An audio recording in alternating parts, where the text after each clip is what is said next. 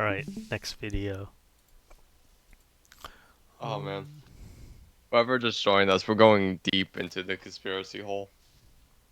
Talk about UFOs and that sort of thing without getting into the area of crop circles. Right. Wait, pause for a second. Mel Gibson is an example of that. It was a amalgam of urban legends. They used corn stalks. None of the crop circles have used corn stalks, incidentally, but that's trivial. The real thing is, what about these crop circles? Many of us have heard that they're just developed by pranksters. Pranks with planks is the way most people regard them. And indeed, that probably covers many of them. I think most of you can... Pretty fancy. I've seen those the reports of those crop circles, and they're not... No human can make them. In fact, there are websites that just keep track of the various styles. They are in the thousands, by the way. These are just some representative shots of them. And various patterns, not all of them circular, by the way, but, and of course, many people associate these with UFOs.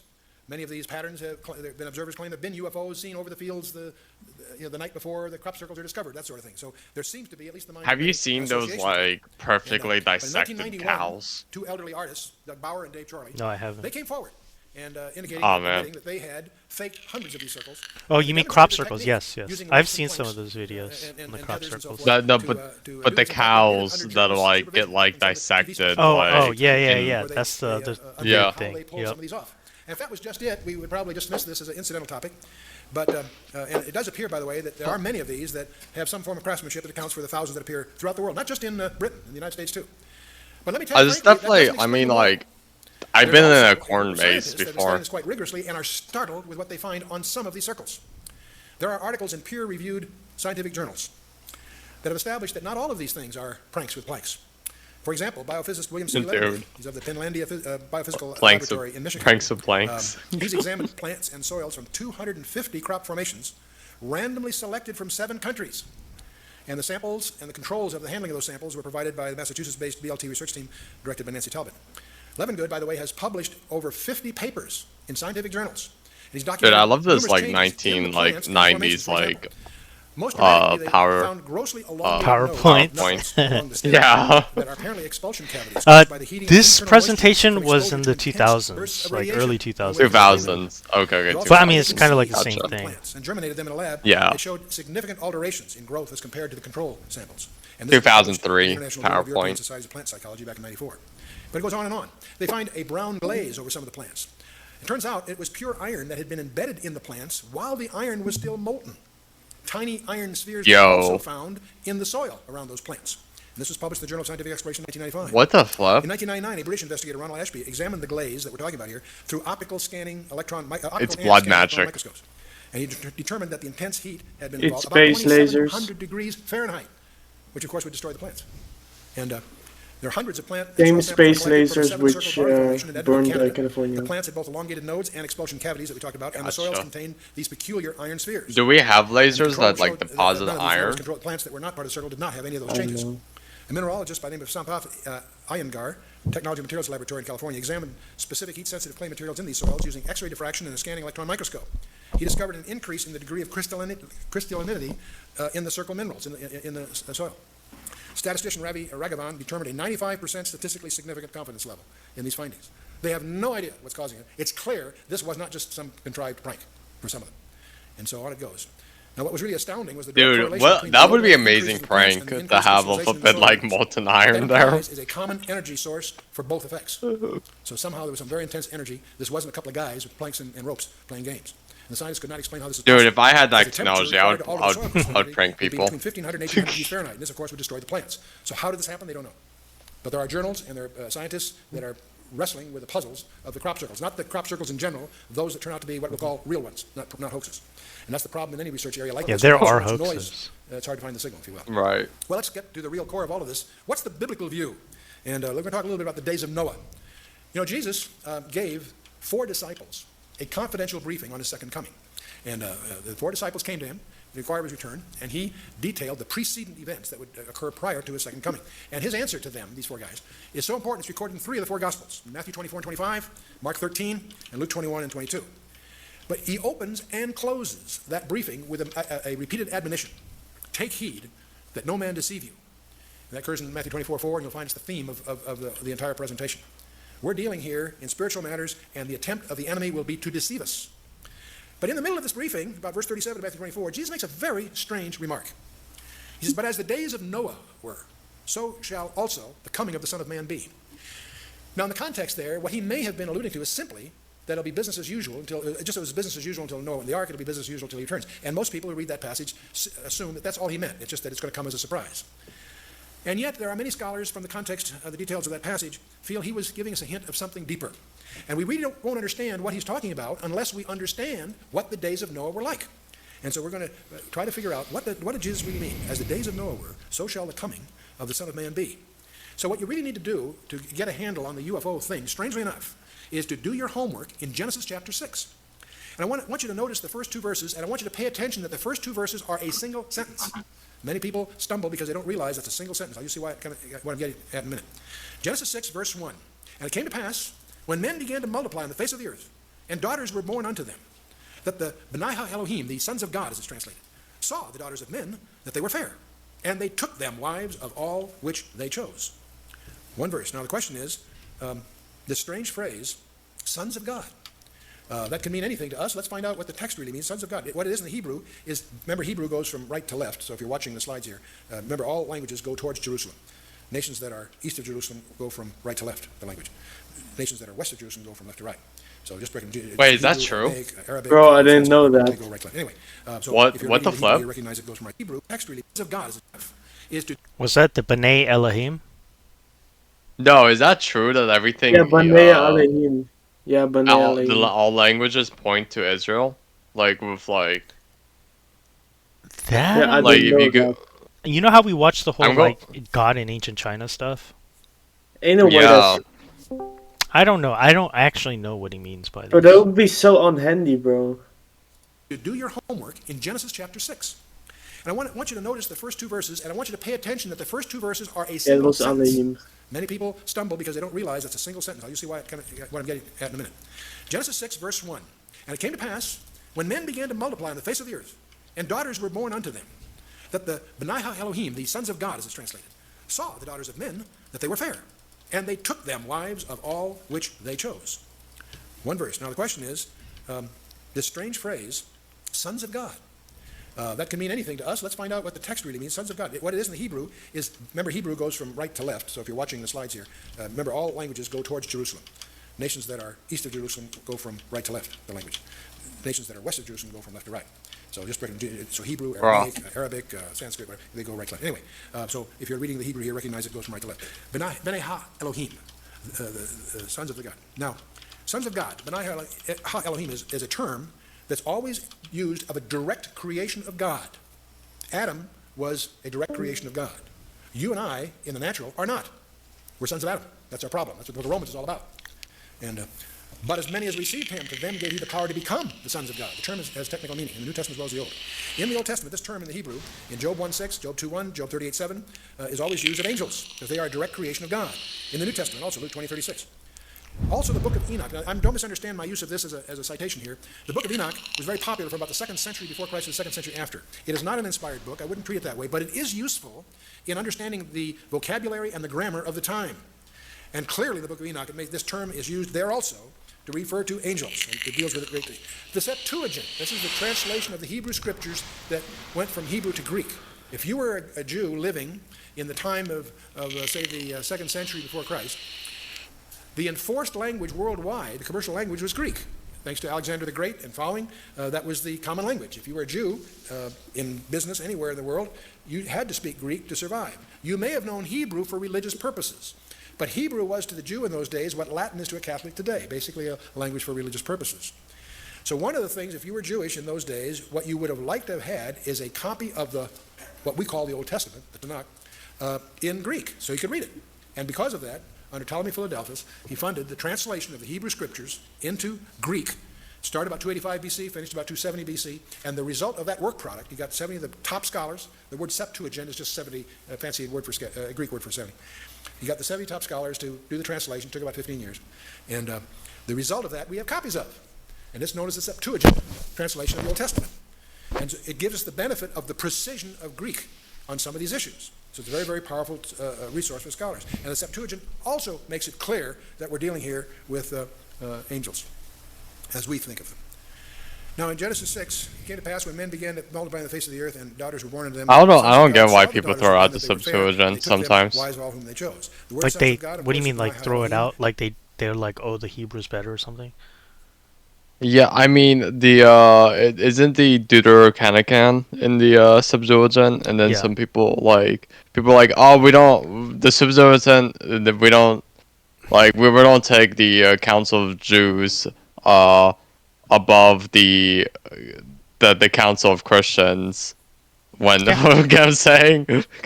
like like the Council of Jews after Christ that did their own canon, we The don't pick them Septuagint above. has proven to be the most accurate form of the Old Testament, Yeah, and right, not the because it's Masoretic. yeah. Sons of God, direct creation, term for angels. Saw the daughters of men. Now, by the way, what that really says in the Hebrew is Banath Adam, daughters of Adam.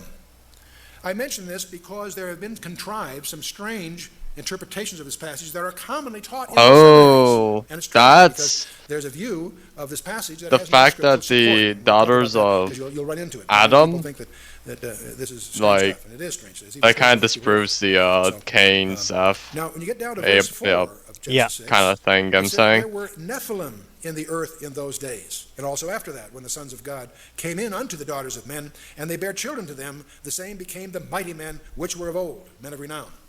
What this verse seems to indicate is that these Nephilim were offspring of a strange union. The sons of God, these are angels according to the Hebrew And the men of renown came in kind of unto the seems like daughters of it's like men. superhuman. Daughters Or of Adam, like incidentally. This is their not just strength Cain is and Seth above and any of that. Adam. This is the You know what I'm daughters- saying? These are Yep. daughters of men. And they bear children to them. It's those children that are the Nephilim. Now, what on earth is the Nephilim? That word, Nephilim, is a key word. We're going to talk a lot about that. Nephilim means the fallen ones.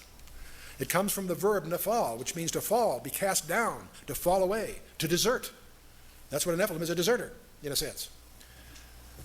What the passage portrays, and it's very difficult for many people to absorb this, it portrays fallen angels. These are not the good guys. Remember when Satan fell, a third of the angels fell with him. Not all of them, but a group of them, apparently, and we'll talk more about this in a minute. 1/3 of chose to stars try to kind of create means a two different hybrid race things. by Like it's I don't know the has double technology. meaning, you know. I'm not going to get into that, but they apparently were. See, angels can't multiply. Angels are Because temperate. there's an Process interpretation for where growth. it's the bishops, right? But at the same time, Yeah. Satan's got a problem. A third of the angels fell with him, so he's got a deficiency of 2-to-1 in any war that comes in, right? He's got to find a way to strengthen himself. This is just a conjecture that floats around. Now, the offspring of Nephilim, they're also called the Hagibarim, the mighty ones. And now, where the confusion starts to set in is when this Hebrew passage was translated into the Greek in the Septuagint, the word they used for the Nephilim was gigantes. It sounds like giants, and it turns out they were giants, but that's not what the word means. Gigantes comes from gigas, which means earthborn. So in the Hebrew, they're called the fallen ones. In the Greek, they're called the earthborn. And so let's keep that in mind. Interesting. The fact that they were giants is like a pun. Yes, they were giants, but that's not what the word means. It carries a different meaning. Let's go on a little further in verse 9 of Genesis 6. It says, these are the generations of Noah. Noah was a just man and perfect in his generations, and Noah walked with God. Dude. Terrific verse. We've all read it. But most of us Going don't real pay quick attention to what that's really saying. with the Greek mythology, Now you get the it. gods, the Olympian, No, that's what yeah, I real said, quick. bro. I mean, I know what we already said that, but I just want to like reiterate it. The Greek gods, that were the offspring of the Titans, they they put the Titans down in like they chained them up into the abyss. Right. That's kind of like a perversion of the story where the fallen angels are stuck in hell, and the Nephilim are not as stuck in hell as the fallen angels and the Titans. You know what I'm saying? Does that make sense? Yeah. Yep. Oh, okay. It's kind of a. Yeah. It's right. Hold on, let me. Yeah. That's why, like, I brought it up before, was that when you Yeah. start looking, and you can look at the Hindus too, and the Hindu Vedas, Mm. and you look at their creation narratives, it's the same shit. Like Where you have, gods are like, killing gods. yes, But you that's have, the perversion of the story where Or maybe the Nephilim got pissed off at the fallen angels, maybe, but the real story is the fallen angels were stuck in hell, and they could still affect Earth, but that's their Yeah, location, and then you're right? Their just primary speculating. The location. point is, right, is that Okay, yeah. in the Old Testament, it has these vague references to the Nephilim, okay? So if we historically know that we have to take, like, because Judaism isn't as old as these other religions, right? But if there was some Yeah, truth to the Nephilim, or like, Judaism is then they around would have like been drawing on the same stories that was available to everybody else. The difference is in Judaism, in the Torah, it gives a particular theological narrative, right? It says that it just refers to them vaguely as the fallen ones. When we look at the mythologies around the world, you have similar stories that are about quote unquote gods fighting gods, or the Olympians so and Zeus maybe fighting the Titans in Tartarus. You see what I maybe mean? 3,500 years ago. Hold on one second. But those are myths that the people would have created at the time, um, in order to in order to mythologize what had happened even centuries and millennia before. You get what I mean? Yeah. They They didn't, at that time they didn't have paper, they weren't writing scrolls, and they didn't have that developed a language. They were still using pictograms and hieroglyphics, and etching stuff into stones in their temples in order to capture probably a lot of the stories that they were passing down orally, right? That everybody knew about. That they either worship these god things, or you know these beings that consider themselves gods and taught them about civilizations, but also the gods fought amongst themselves. You get what I mean? But in the right. Torah, it just refers to them as the Nephilim, right? The men of renown of old. So it gives a much broader view, because the point of talking about the Nephilim is second only to the idea about God, right? About Yahweh. The Torah is trying to write a story about Yahweh, not about the Nephilim, right? So the Nephilim is just a side quest in the Torah. But if we dig into the Nephilim and we take a look at other um, mythologies around the world, then we get kind of, you see what I mean? Because how do you resolve the religions before the religions, right? And their mythologies. Right. Some pretty crazy mythologies. Right. Especially with the like the stargazers, like I'm saying, with the zodiacs Yeah, religion. the only Yeah. other way to approach this is from the psychoanalytical or Jungian perspective, which is to say that, oh, these are just to try to come up with a naturalistic explanation. That's what Carl Jung tries to do, and just say, oh, these are archetypes in our collective unconscious. So he tries to go back into the Greek mythologies or the Hindu Vedas to try to talk about, these quote unquote psychological characters that we have in our heads, as a way of self actualizing our own will. That's what's happening. So you're either choosing a natural explanation in order to explain and resolve away these myths, or you can try to cross-reference it with the Bible if you believe that the Bible is inspired text. That's what's happening. I Those are your two options. Because I these don't think stories are crazy. I don't think either story would be would have a natural explanation. You know what I'm saying? But like Those are the right, but that's yeah. what Carl Jung tried to do. But then it turns out in the past 20 years, through cognitive research, this whole collective unconscious thing doesn't exist. It's a myth. There's no such thing as a collective unconscious. Right. Like how people think like, well, the bees have a hive mind, so like the animal souls, all animals has the same soul and they all have the same, you know the hippie logic where like you go from like the ant hill and the beehive and then boom, all deers have one soul. You know what I'm Yeah, saying? You know what that's I'm the new saying? age stuff. Is what you end up with. Jung tried to give a naturalistic explanation. It turns out it turns into this kind of new age theology. Yeah. keep that in mind. The fact that they were giants is like a pun. Yes, they were giants, but that's not what the word means. It carries a different meaning. Let's go on a little further in verse 9 of Genesis 6. It says, these are the generations of Noah. Noah was a just man and perfect in his generations, and Noah walked with God. Terrific verse. We've all read it. But most of us may not pay attention to what that's really saying. These are the generations of Noah. Noah was a just man and perfect in his generations. What does that mean? Well, the word perfect in the Hebrew is tamim. What it means is without blemish, sound, healthful, without spot, unimpaired. What that verse seems to indicate is that Noah's genealogy was unblemished. Now this comes on right after the verses that talk about these strange goings on, where these fallen angels have created some weird form of hybrid, but Noah was unblemished in his generations, and that's one of the reasons that God chose Noah and his 3 sons and their 4 wives to start over again. Yeah, but what if that's The talking about purpose of the like flood was not just that unblemished? there I mean, was... he's taking it as like a DNA type of thing, but what if it's like a curse? Right. You know, like, oh, your 3 descendants after this will be cursed and they'll be enslaved to Babylon king. It's like, I mean, it could be taken in that way too. You know what I mean? The both The possible interpretations. unblemished, like because of your righteousness, Yeah, no, and because you the fathers that came before their righteousness. This both, like all 3. generate, dude. I'm sorry. Go, you have an impulse. Act on it, I guess. Yeah, I'm saying all 3 like interpretations is kind of possible. Where like they're righteous, their genetics is unblemished, and like they're the forefathers of Noah is also unblemished Yeah, but Boomer and goes right. on about enough one blood. Yeah, kind of. Well, where does it end? How do I know I don't have Nephilim blood? How do we test for these things? Are redheads Nephilim? Be honest. Is Irish Nephilim?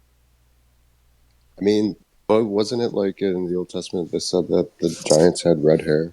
I'm just saying. I mean, where's the the saying where like redheads don't have souls come from? I don't know. My friend tried. I think there's a connection between like Nephilim, the redhead, and the black. That they're like of the Nephilim So bloodline. Because they there's always depict the redhead and the black man. there's other like I don't think he's talking about a Nephilim bloodline per se, because according to the Jews that interpret it literally, like the Nephilim were like the sons of like angels and humans. Apparently, according to them, they weren't able to copulate.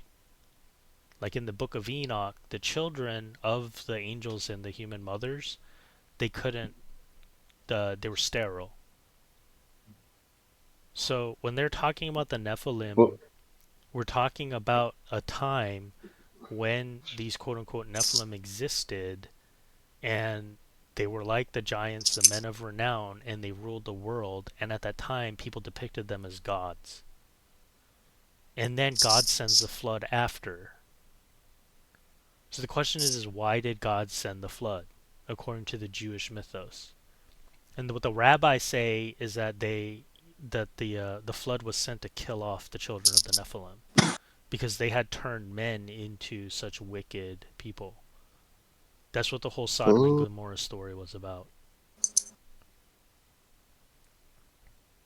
So like it's not like you have these bloodlines of humans that are mixed with aliens or something like this, or like angels. No, according to the Jews and their interpretation of Enoch, some of their interpretations are like they weren't able to copulate.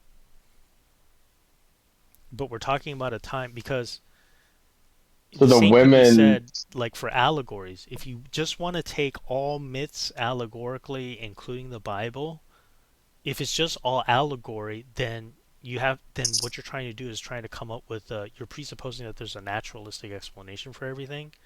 We've tried this. That's the whole history of psychoanalysis. That's what Jung tries to do. And Jung tries to bridge the gap by saying, oh, there's a collective unconscious. And so all the myths of the world are some psychological archetype within the human mind or collective unconscious. But the collective unconscious doesn't exist because we aren't like tabula rasa. Yeah. So it's kind of like we're stuck in this position where we still don't have like a definitive way to deal with how to resolve like the religions before religion, so to speak. The further we look back in the archaeological record, we have more and more of these crazy ass stories about like serpent gods and multiple gods doing this or that, and the accounts of creation. They all like, it's easy to just say, oh, there has to be a naturalistic explanation. It's all superstition. That's easy for us to say because like we're more scientifically minded, right? But when you actually start to look at the stories, it turns out they're using the same things, and that's what Carl Jung noticed too, is that some of the more and more he looked into the occult, a lot of the stories were the same or shared very similar elements. So then, how are they similar? Is it similar because it's a reflection about how our mind works, No. right? Or is there something else going on? I would say the darkness was there even before we got it. So definitely like it's either so both the the two ways I think is possible is either everyone has the same story or the same demons are telling the story. Yeah. Technically, both is possible. Both is plausible. You know what I'm Doesn't saying? even need to be that though. What I meant by like saying that it was there before we were even there is that in the ethereal just air, the opportunity to fulfill these like positions and slots and ideas was always going to be. So you believe in a collective I unconscious? Well, not necessarily, That's but I what the guess. ethereal yeah. stuff is. You're saying we're just pulling No, it I'm out not of this saying it's. ether, this No, collective I'm not saying ether, it's a consciousness. the I'm world saying soul. that there is a consciousness outside of man's that we have to account for, which is the devil, whatever his will I mean, is. well, And if we're that's confined within like a reactionary type of reality where we're actually predestining the future because of what God made from the beginning, it was Yeah, always going to be that's this. the Gnostic worldview. So for Well, the that's what Gnostics, they reality is. believe that. So what Gnosticism is they believe that there's a world soul, that the created world that we have is a fake copy of the real world that God intended. But then you have this demiurge, the Son of God, who thinks that he is God because he was born with the power of God to create, but he doesn't know God, and he thinks that he's God, and he created the fake world that we live in. But there's this, what the Oh, Gnostics are saying is that there's this real world in order to connect to the real God, and that this world, this created world, because everything decays and goes to death, and there's entropy and all this stuff, that it's just a fake illusion. That's the Gnostic worldview. So they're trying to right. connect with the world soul and not the things around in the world. I think it exists. I think it's Satan, the thing that they're trying to connect to. Interesting. Like the Lord, I mean, Satan is the I Lord of the air. For Interpret I'm not that any way Christians, you want. for Christians, uh, the demiurge is Satan, and for the Gnostics, the demiurge is Jesus. So they believe that Satan is, or that Jesus is Satan, and we believe that their God, the creator of this world, is Satan. Take it too far.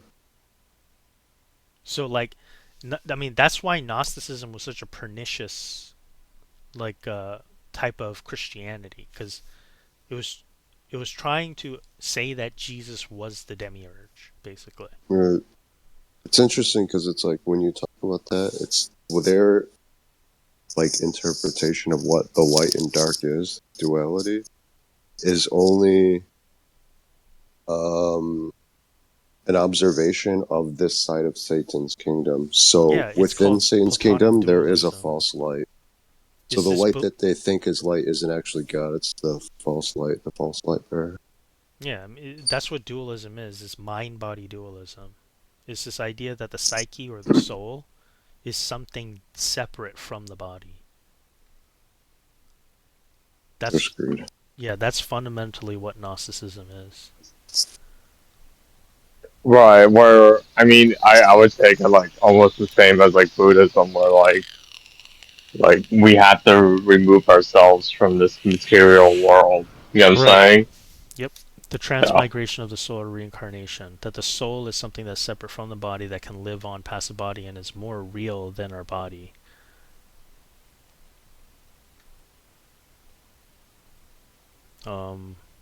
I forgot what else I was gonna say on that.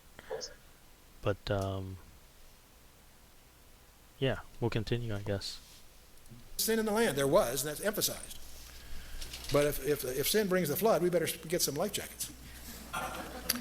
No, there's something far deeper going on. That's what I want to sensitize you to when you do your own study and come to your own conclusions. But I want you to recognize there's something much more profound that God, there's a problem that God was solving, and that is that Satan's strategy was to contaminate the human race.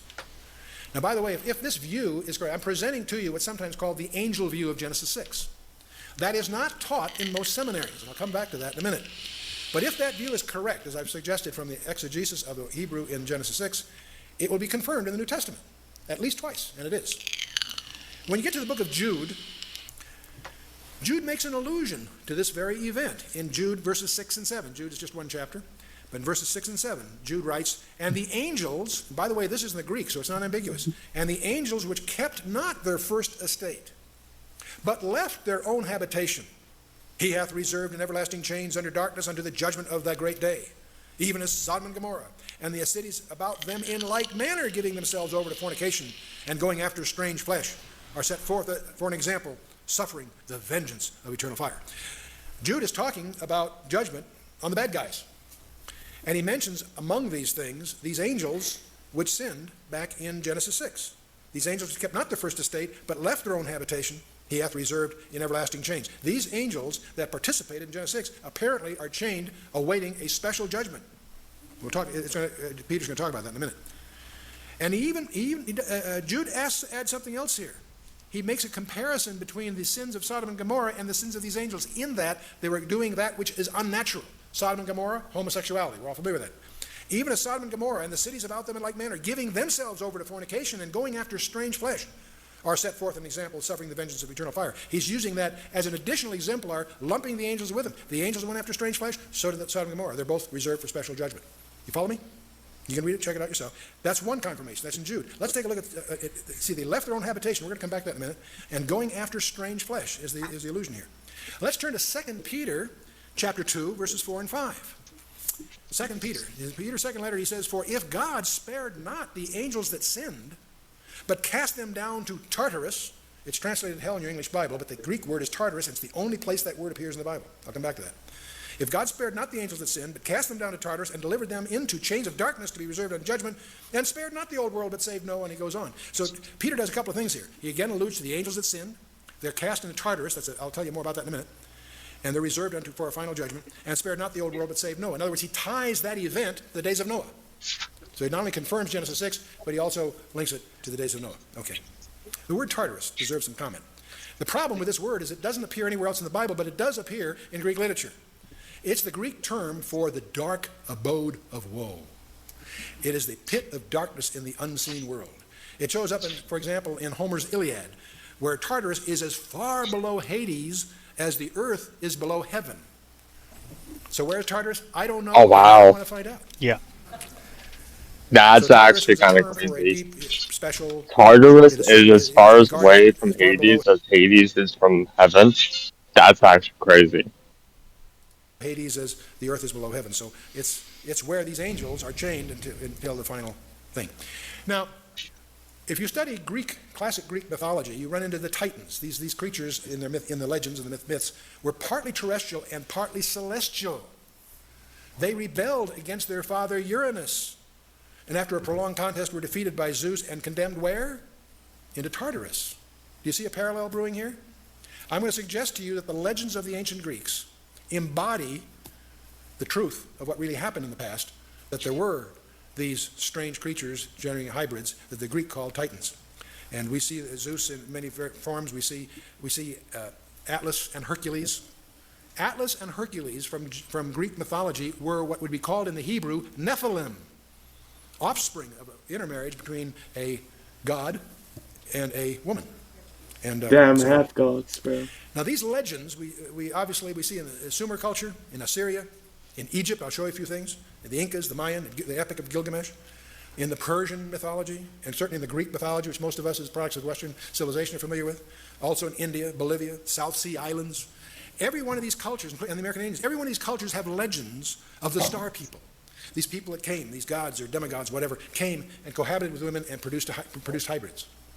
I discover from some apparent experts in the American Indian culture that this business of holding a hand up saying how, that's Hollywood. But what apparently was the practice when they met a stranger was to hold up a hand so they could count fingers. They had a terror of the six-fingered people. And if you go to the ruins at Chaca, New Mexico, they have one of the exhibits there that you want to take a look at, famous pictographs. And among those pictographs, you'll find the fearsome six-fingered hand as part of that. I came across something else that's kind of, the Pawnee Indians have an account that Bill, you remember Buffalo Bill, real name was William Cody. He wrote his autobiography in 1920, very colorful guy. You can get his book, it's popular. But there's an interesting quote in his book by Buffalo Bill, Bill Cody, published in 1920. He says, while we were in the Sandhills scouting the Niobrara country, the Pawnee Indians brought into camp some very large bones, one of which the surgeon of the expedition pronounced to be the thigh bone of a human being. The Indians said the bones were those of a race of people who long ago had lived in that country. They said these people were 3 times the size of a man of the present day. And they were so swift and strong that they could run by the side of a buffalo and taking the animal in one arm could tear off a leg and eat it as they ran. I don't know what to make of that. It's in his autobiography. It's published in 1920. I don't think he was worried about UFOs and stuff, but it is a interesting allusion to the Indian legends. In the early country, Ashur, they always speak of the flying god of Ashur. And this diagram you see in many, many of the ancient monuments of a man with a bow, like Nimrod perhaps, and the wings. And you see this on the monuments. Here's an example of them. As you go through Egypt, this is a snapshot in one of the tombs of, I think it's Ramesses II, but you see in all of them. You'll notice on the headers of these passages, again you see a flying disc again and again and again as you go through Egypt. You look at the headers on many of these monuments. You look up there and you always see the flying disc, sometimes with a snake involved. And you see it again and again and again. Sometimes you see a person involved with these, and you even find the disc being transported from place to place. So this seems to be something more than simply a symbol of some icon that they're worshiping. Well, you say, gee, Chuck, this angel view is kind of strange. I hadn't heard of that before. You know, when our book was published, I got telephone calls from top executives of some of the Christian publishers that were angry, not at me, at their seminary background, because many of them are graduates of seminaries, and they were never taught the angel view. And that's disturbing. You may not agree with it, but still should be taught as one of the alternative views. What most people have taught, you'll find it in many Bible handbook stuff, the so-called lines of Seth view. The idea that we're the sons of God really refers to the line of Seth, the leadership of the line of Seth. And the daughters of Adam really means the daughters of Cain, not Seth. And the sin that is dominant there is their failure to maintain separation, is the concept. Now, it doesn't explain how the offspring of these unions resulted in these strange creatures. You know, if you have a believer and unbeliever married, they may have monsters, but they're not monstrous. Okay. This whole view of the so-called lines of Seth emerged in the 5th century in the early church. Celsus and Julian the Apostate used the traditional belief. See, this belief that I've shown you was taught by the ancient rabbis in the Old Testament period, and also taught by the early church Correct. Up through the 5th century. And you remember when I showed you the church fathers who actually held this literal because they got it from the rabbis. Celsus and Julian the Apostate used the traditional belief to attack Christianity. They made fun of these people who thought angels and so forth. They attacked it. Julius Africanus resorted to this Sethite idea as a more comfortable ground. It's more, people find that less spooky. And Cyril of Alexandria used it to repudiate the Orthodox position. Augustine comes they kind of want to remove danger from the world. You know what I'm saying? By having that line of thinking instead of like having we have this other type of creature that is more physical that also influences the world too. You know what I'm saying? Many great things. He dealt with a number of heresies, but he embraced the Sethite series, and that, of course, made it orthodox. And so this view of this line of Seth prevailed all through the medieval church. It isn't until you go back to the text and do your homework that you begin to realize that the line of Seth has absolutely no scriptural support. The text itself, the sons of God, is never used of believers in the Old Testament. That's contrived. Seth was not God. Cain was not Adam. The sons of God are not the sons of Seth. And the daughters of Adam were not just the daughters of Cain. They're both. If you recognize the first two verses are one sentence, a lot of that becomes very obvious. And if there's daughters of men, where are the daughters of Elohim? If there's sons of Elohim, where's the daughters of Elohim? See, sort of what the Sethite view is the grammatical argument from antithesis is silence. ignored. I won't get into that here. But this idea of maintaining separation doesn't occur until chapter 11 of Genesis, not 6. It's 5 chapters later. We have the Babel and all of that. The separation is imposed upon Isaac and his following, not on Ishmael or the others. It was Isaac and Jacob that were told to keep themselves separate. And that was not imposed on Seth and Cain. That's all contrived. In fact, Genesis 6, verse 12 says, all flesh was corrupted. So the idea that lines of Seth were the good guys and the lines of Cain was the bad guys is contrived. That's not what it's all about. See, the inferred godliness of Seth is contrived. Why was only Enoch and Noah's 8 spared? Were they only good guys? No, it's God's grace, of course. They took wives that they chose. It implies some forcing functions here. And if that's all, if Seth were such good guys, why did they perish in the flood? It doesn't compute. And Enosh, it was incidentally Enosh's Seth's son that initiated the defiance of God. Most people don't realize that because of mistranslation. Genesis 4:26 should read, then men began to profane, not call upon, profane the name of the Lord. So renders the Targum of Onkelos, the Targum of Jonathan, the major Hebrew rabbis, Rashi, Maimonides, Hold and on. of course Jerome. Kimchi Reshi? Who is Kimchi, dude? So There's a Jewish rabbi named Kimchi, dude. What? What? Nah, it's the kung fu. Oh, shit, dude, all the languages point to the Hebrew. There's a rabbi named Kimchi, dude. the daughters of Cain. This is not a subset Oh, of the man. daughters of Adam. There's no basis for that. And the Cainites were not necessarily godless. You know, I always wondered in Genesis 4 why we have the genealogy of Cain. Because they're going to all perish in the flood. Why does the Scripture give us the genealogy? Well, there may be other reasons, but one reason is if you read the names, you'll find the name of God in them. You get the impression that Cain messed up, killed his brother, yes, but he raised his kids and grandchildren to worship God. He was a godly guy, and the names reveal that. So the idea that the descendants of Cain were bad guys is a contrivance of modern scholarship. And why are they just daughters of Cain? Were the daughters of Seth so unattractive? What's the deal here? So that's, of course, and of course, the death knell to this theory is the unnatural offspring. What were the Nephilim then? See, they were supernatural offspring, the mighty men, the Gebarim. Does that mean only X chromosomes among the Sethites? There are no women of renown recorded. And what really made Noah's genealogy so distinctive? It wasn't contaminated by these goings on. And as I pointed out, we have these New Testament confirmations. We looked at several of them, and I won't get into that here. The angel view was the traditional rabbinical view in the Old Testament. The book of Enoch is just an example of their belief system, emphasizes that. The testimony of the 12 patriarchs, these are not inspired books, but they do reflect the thinking of the times. Josephus clearly understood this. The Septuagint clearly spells it out. The church fathers, the first few centuries, Philo, Justin Martyr, Irenaeus, and the rest of them, all taught this. Modern scholarship, Pember, DeHaan, McIntosh, Dillich, Gaebelin, Arthur Pink, Donald Barnhouse, who I respect highly, Henry Morris, Merrill Unger, Arnold Fruchtenbaum, terrific scholar, Hal Lindsey, Chuck Smith, others. Modern scholarship recognizes the angel view. The Sethite view is the text itself destroys it. The inferred separation is nonsense. The inferred godliness is contrived.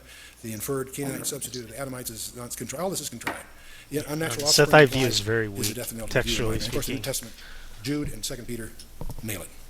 But there's another issue as I got into this, not just for this study. It's important for us to understand that the Nephilim were not confined before the flood. We don't know how they came about, but they were Nephilim after the flood. When Moses sends in the 12 tribes, in Numbers 13, verse 33, they encountered the Nephilim in the land. Who built the pyramids? That's another quick ancillary question here. Who built the pyramids? The Great Pyramid of Giza, the Stonehenge in Britain, and the Circle of the Rephaim in the Golan. And they're up in the Golan Heights. There's an unexplored monument we discovered up there that is called the Gilgal Rephaim. Who are the Rephaim? And the Circle of Rephaim is 5 circles, 20-ton stones, about 155 meters in diameter, dated to about 3000 BC. It's built on a flat plateau. And by the way, you can only detect its architecture from above, strangely, and so forth. There's some others, too, that are, if you fly over that area, you see the hints of others. These have never been explored. And the point I want to get across, it startled me to realize that this is not simply a study in Old Testament ancient history. It is essential to understand, if you're going to understand your Bible, understand prophecy. You need to understand there were Nephilim after the flood. In Genesis 4, it says there were Nephilim in those days, and also after that. It even hints at it right there. In Genesis 14 and 15, we discover there are 4 tribes at least, the Rephaim, the Emim, the Hurim, and the Zamzumim, that Joshua was instructed to wipe out every man, woman, and child. Boy, that sounds like genocide. It was, because we had the same thing, not a flood this time, it was a local situation. And Arba, Anak, and his 7 sons, the Anakim, are talked about not just in the Bible, but also in Egypt, by the way. They were encountered in Canaan, Numbers 13:33, when the 12 spies went. When they came back, Joshua and Caleb had the good report. The other 10 guys said, hey, there's Nephilim in the land. That's the word they used.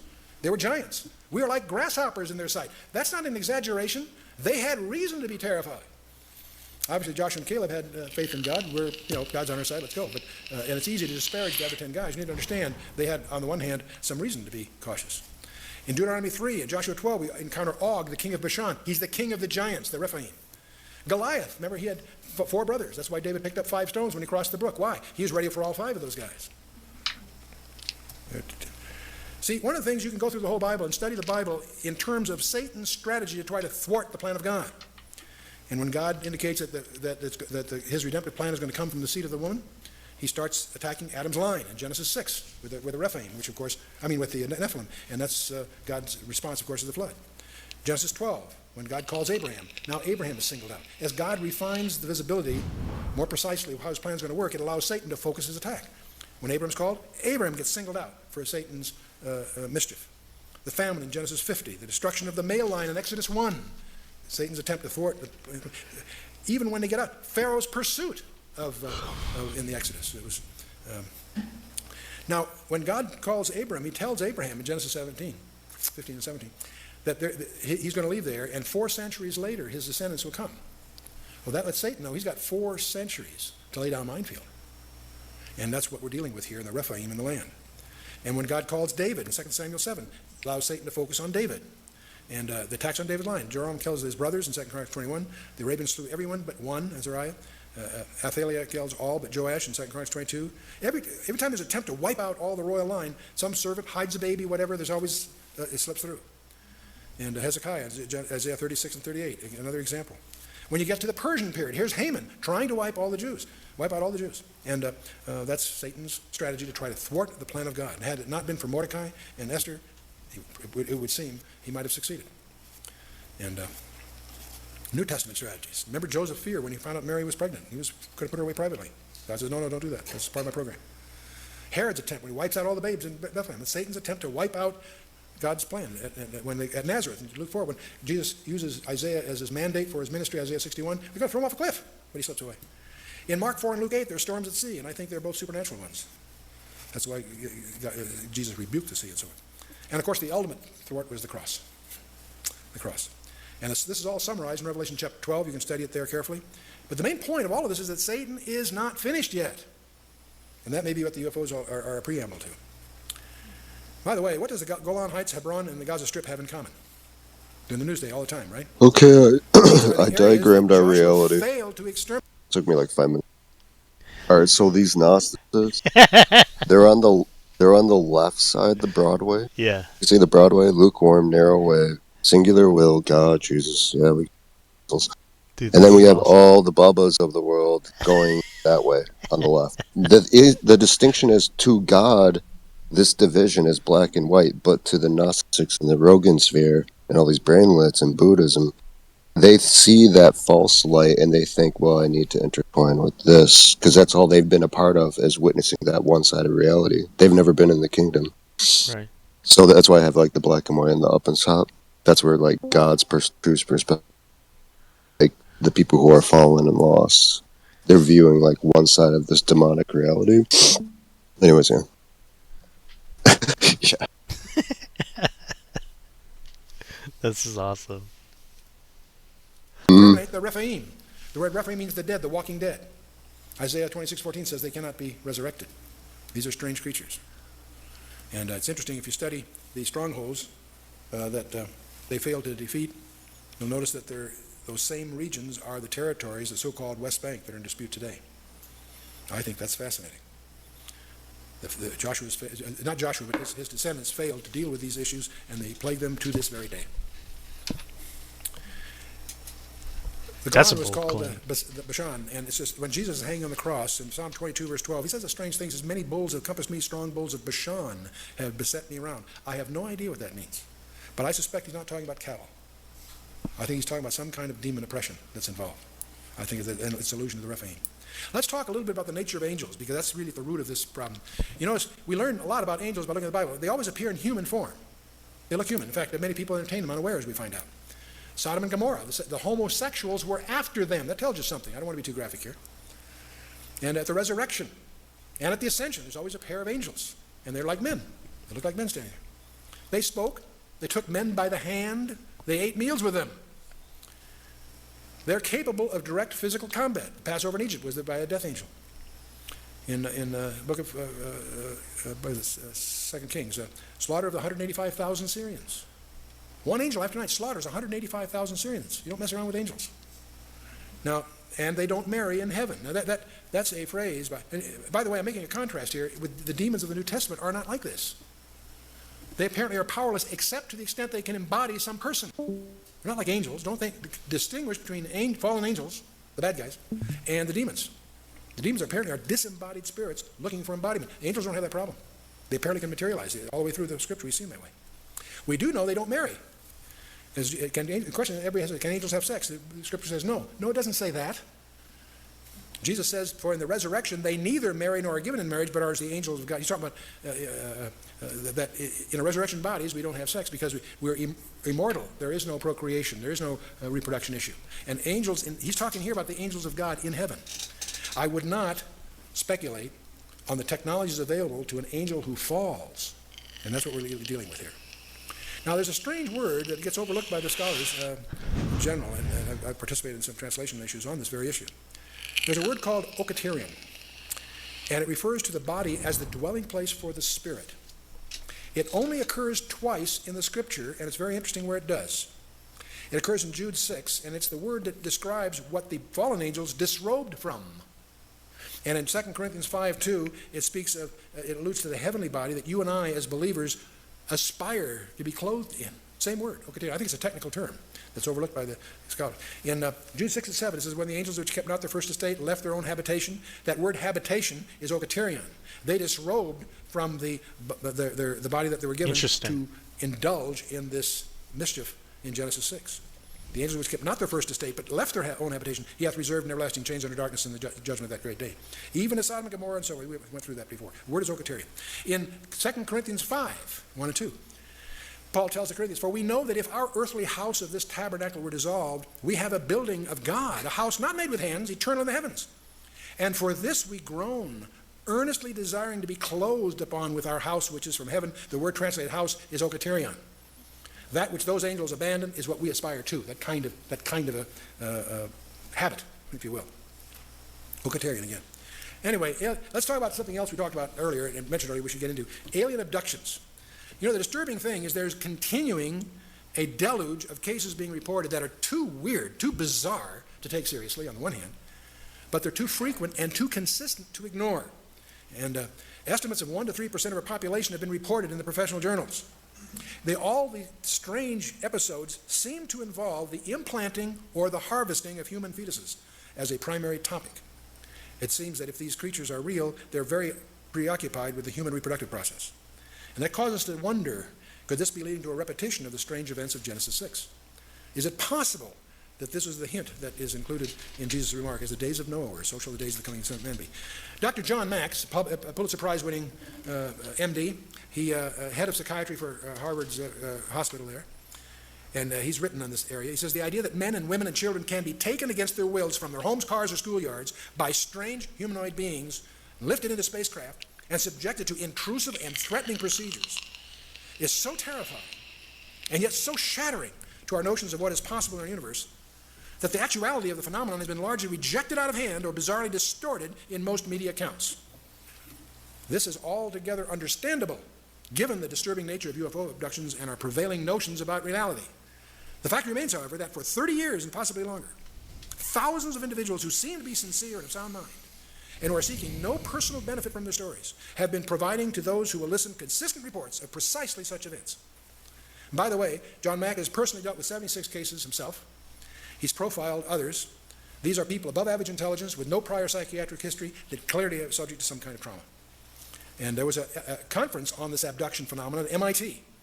And John Mack was one of the co-chairmen of that conference. And he says, if what these abductees are saying is happening to them isn't happening, what is? He's saying, what's really going on here? Here's Mack's challenge to the professionals that were there assembled.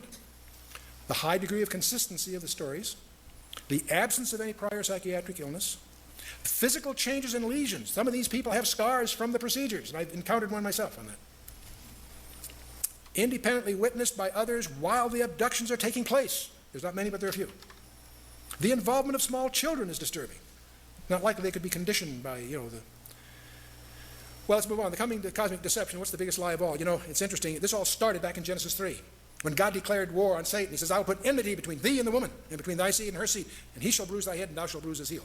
Everybody, and from this verse we get one of the messianic titles of Christ, the seed of the woman. What many people overlook, there's two seeds mentioned here. The other seed is the seed of the serpent. And so we have the seed of the woman and the seed of the serpent. And the seed of the serpent, we find all kinds of idioms, the red dragon in Revelation 12, the coming world leader, as I sometimes call him, the false prophet in Revelation 13. These forces are still at work and behind the world powers today. Check out Daniel 10 and really understand what's going on there. All of us have studied Daniel 2 and the sequence of nations, or empires, I should say, that were re-echoed in Daniel 7, the winged lion, bear on one side, the leopard, the terrible beast, the 10 heads. Again, Babylon, Persia, Greece, Rome 1 and 2. We've been through that in our prophetic studies. And most people recognize the iron mixed with clay is the Roman Empire. Don't confuse that with Western Europe. The Roman Empire, part 1 and part 2. Well, we live in a world, what's going on in this world? There's a new world order. A world without borders is the concept. The end of the independent nation state. Multiculturalism is in. Check your faith at the door. We're going to all compromise. And this is all heading for a centralized socialistic government. And there are a couple of forcing functions. Every freedom-loving person considers this an anathema, except the problem is there's no way to avoid it. Nuclear proliferation is part of it. We're on the threshold right now of nuclear war because of this very issue. But there's another forcing function that nobody talks about. The possibility, ultimately, not yet, but coming, of cosmic threat of some kind. You say, Chuck, that's way out. That's fringe stuff. Really? Let's talk about the miry clay. In Daniel's famous vision of the multi-metal image, the last phase was, of course, the iron mixed with clay, the 10 toes. What is miry clay? Miry clay is clay made from mire, or dust, if you will.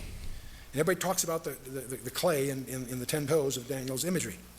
No one, I'm guilty too, paid any attention to Daniel's explanation of it.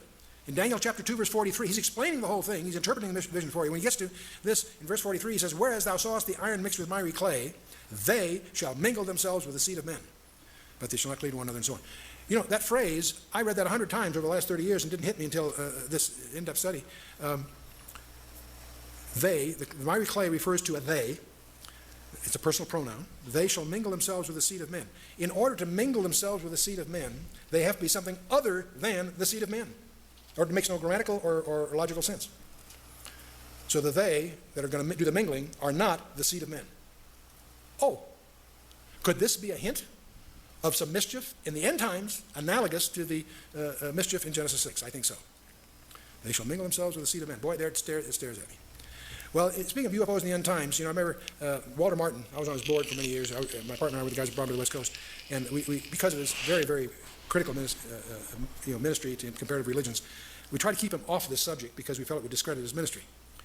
I don't hesitate these days for two reasons. One is I've got nothing to lose. My ministry's probably discredited anyway. But also times are a little more lucid these days. But in any case, I can remember Walter, using any excuse, he would get to Luke 21:26.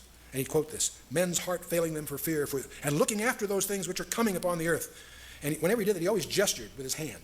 Men's hearts failing himself for fear, and looking after those things which are coming upon the earth. And he'd make a sort of inverted saucer with his hand as it was landing. He'd say, coming, and he'd just gesture with it. He saw UFOs here. And for the powers of heaven shall be shaken. And I'm not to say he's wrong, but we used to always smile. Walter, get off that subject. Anyway, but the coming great deception, Jesus opens and closes his Matthew 24 thing. He says, there shall arise false Christs and false prophets, and shall show great signs and wonders, insomuch that if it were possible, they should deceive the very elect. What's going to protect you? Your intellectual background? Your knowledge of physics? No way. No way. If it were possible, they would deceive the very elect. The only thing that can save you from this deception is your spiritual condition by being in Christ. They shall show great signs and wonders. They're going to do things that are going to violate our apparent knowledge of reality. When we get to 2 Thessalonians, Paul in 2 Thessalonians 2 says a lot to say about this. He says, the mystery of iniquity doth already work. Only he who now hindereth will hinder until he be taken out of the way. And then shall the wicked one be revealed, whose coming is after the working of Satan, with all power and signs and lying wonders. The wicked one is going to do miracles. be prepared for some political leader to raise people from the dead. We're not ready for that. The mystery, see, I think the restrainer is restraining far more than you and I have any idea. More than we have capacity to imagine. I think after the rapture, it's going to get so strange, it's going to be way out there. Now, where does this wicked one come from? It surprises many to realize the Scripture tells us. In Revelation 11 and Revelation 17. Revelation 11, verse 7, and when they shall have finished their testimony, the beast that ascendeth out of the bottomless pit shall make war against them, and shall overcome them and kill them. Where is this guy coming from? From out of the abuso. So he's not just some political leader that happens to be kind of gifted. No, this guy is empowered by Satan himself. And he's coming out of the abuso himself. You get to Revelation 17. The beast that thou sawest was and is not, shall ascend out of the bottomless pit, go into perdition, and they that dwell upon the earth shall wonder whose names are not written in the book of life. The only thing that can protect you from all of this is your position in Christ. Second Thessalonians goes on, and because they receive not the love of the truth that they might be saved, for this cause God shall send them strong delusion that they should believe the lie. Don't assume that you can get saved after the rapture. People will be saved after the rapture. But if you've had an opportunity and turned down the redemption of Christ, this is what it's talking about. Because they receive not the love of the truth that they might be saved, and for this cause God will send them a strong delusion that they should believe the lie. Be careful. Don't play that game. If you're going to accept Christ, do it now. Don't wait, or you'll be vulnerable to the big deception. Now, the most absurd war is coming. I always fascinate with Psalm 2, which is a dialogue among the Trinity. Why do the heathen rage and the people imagine a vain thing? The kings of the earth set themselves, and the rulers take counsel together against the Lord and against his anointed, saying, let us break their bands asunder and cast away their cords from us. And it goes on. This whole idea that the world is going to take up arms against God himself astonishes me. I can understand people not believing God or rejecting God, yes. I can't imagine going after him warfare. It just doesn't make sense. Why would the world go after? I think the Nephilim thing will explain it. You know, it's interesting that the alien types. If you read you wallow through all this literature. Dr. Mark Eastman and I spent a lot of time going through that stuff. You'll discover there's three types of these so-called alien creatures that emerge. The Greys, those are diminutives, short. You always see them in the entertainment media. There's another group that seem to appear, but sometimes called the Nordics or the Pleiadians. They're about 6 foot tall. They're blonde, blue-eyed. They look like people. Could be around us now. And there's a third group that are the most grotesque of them all, what's sometimes called the reptilians. These are scaly, weird creatures that look like a refuge from some grade B science fiction movie. There's weird stuff. Well, these always show up. It's interesting, in Revelation 16, verse 13, 14, I've always wondered, how does the world go to war against God? And John tells us, I saw 3 unclean spirits like what? Like frogs, come out of the mouth of the dragon, out of the mouth of the beast, and out of the mouth of the false prophet. For they are the spirits of devils working miracles, which go forth unto the kings of the earth and of the whole world to gather them to the battle of that great day of God Almighty. I think God is going to use some kind of strange creatures, demonic or whatever, to draw the world into this confrontation that is part of the climax that Revelation and the Old Testament deal with. Well, what's our challenge, you and I? Let's wrap it up. I'm going to give you a statement that I want you to challenge. Don't accept what I say or you flunk. I want you to challenge what I'm about to say, although I believe it sincerely. I believe you and I are being plunged into a period of time about which the Bible says more than it does about any other period of time in history, including the time that Jesus walked the shores of Galilee or climbed the mountains of Judea. That's a preposterous statement. But I believe you and I are being plunged into a period of time about which the Bible says more than it does about the whole gospel period. Now, we monitor and publish backgrounders and weekly updates on 10 strategic trends. And we continue on our website and in our publications. There are major prophetic themes about Israel, about Jerusalem, the rebuilding of the temple, about Babylon, about the coming invasion of the Middle East by Russia, Magog, if you will, the rise of China as a superpower, the decline of the United States, or I'll call the American challenge, the European superstate that's emerging, the move towards an ecumenical religion while all this is going on, as the Pope embraces Islam, global government as we see the nations struggle to in that direction, and there is another trend called the rise of the occult and UFOs. Watch for it. Now, the ultimate issue, of course, is none of this. The ultimate issue is that you and I are in possession of a message of extraterrestrial origin, and it's the only competent source to deal with these extraterrestrial issues. And this record, we call the Bible, portrays us as the objects of an unseen warfare. And our eternal destiny depends upon our relationship with the winner of that cosmic conflict. And where do you stand? What is your readiness for this encounter? And you can't protect yourself with your intellect. You can't protect yourself with your knowledge base in the traditional sense. It's a spiritual battle, and you need to understand that. Paul tells us that in Ephesians 6, verse 12. We wrestle not against flesh and blood, but against principalities, against powers, against the rulers of darkness of this world, against spiritual wickedness in high places. And what's your remedy? Your spiritual armor. Ephesians 6 details 7 elements of armor. Should be girded with truth. Take on the breastplate of righteousness. Have your feet shod with the preparation of the gospel of peace. Take your shield of faith, helmet of salvation, sword of the Spirit. And don't forget your heavy artillery, prayer. Now, each one of these is part of your spiritual armor. And twice, Paul emphasizes, put on the whole armor of God, not just your favorite pieces. To do that, you got to know what these are. And you need to do a very in-depth study of each of these 6 elements. And obviously, I should say 7 elements. We don't have time to do that here, but I urge you to make a commitment to do a serious study of these things. And don't forget the 7th. Many people stop at verse 17. We'll go to verse 18. All right, we have a 24-hour hotline to the throne room of the universe, and he's anxious to hear from us. You can call it prayers. That's your heavy artillery. Keep that in mind. Now, these strategic trends that we monitor on our website, Weapons of Mass Destruction, each one is a biblical trend. Each one is a standard category of data collection by the intelligence community, and we tend to monitor them. Weapons of mass destruction, the rise of Islam, the struggle for Jerusalem, the Magog invasion, the rise of the European superstate, the rise of China, biotech and global pestilence is another one, ecumenical religion, global government, and the American challenge. Now, each one of these, we have backgrounders on. Each one of these is on our website, and there's no passwording required. You can get your background by just dialing in. We also will give you a weekly update, once a week. We call it e-news. If you sign on our website, give us your email address, no charge. You can turn it off if and so you want to. We will send you each week 1-page summary of what happened this week that's biblically relevant, and we'll give you the links as to who's following that competently. No charge. It's part of our ministry to make you aware of the times in which we live and its spiritual ramifications. So what do you do besides this? We also publish, probably the most popular things we've done, Learn the Bible in 24 Hours. It's available as a book. It's also available as a CD-ROM with over 1,400 computer-animated diagrams. And it will take you from Genesis to Revelation in 24 one-hour sessions. That sounds audacious, but 24 one-hour sessions accompanied by computer-aided diagrams covers a lot of ground. What it'll do is give you a grasp, a respect for the integrity of the whole package, and you'll be able to navigate all the way through whatever issue you may have. If you survive that ordeal, we also publish expositional commentaries on each book of the Bible, verse by verse, with detailed notes, diagrams, and what have you, and they're available on a week-to-week basis or as packages. They're also now available on CD-ROM, which makes them much less expensive and also allows many of them to be accompanied with computer-animated diagrams. We also publish topical briefings. Most of you may be familiar with our briefings. We have probably well over 80, maybe 100 topics, biblical, scientific, geopolitical, what have you, and we're also starting to get into videos like the one that you're watching.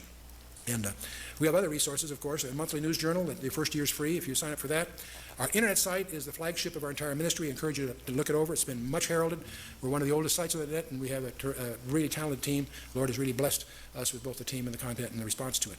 The strategic trends, of course, are monitored there. We also publish e-news, which I've mentioned. Those are free, by the way. Emphasize that. Free. We're also a host of the Blue Letter Bible. We participated in its early days. It's English, Hebrew, and Greek text. All right.